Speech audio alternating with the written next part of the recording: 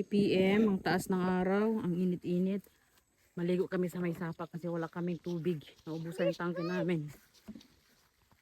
Pag 2 days na walang tubig yan, nauubos yung laman ng tangke namin. Kaya sa sapa kayo maligo ngayon. Dandan. Dan. Oo. Dito kami dadaan. Init, Chid, ang init. Oh, careful. Ito na yung sapa. Shh, huwag maingay. Oo. Ito pa tigumba.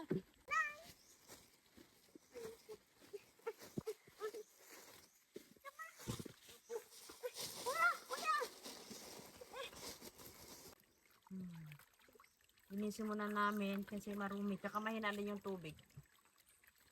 Kaya naglagay kami ng ano dito, poso. Para ma-stock yung tubig.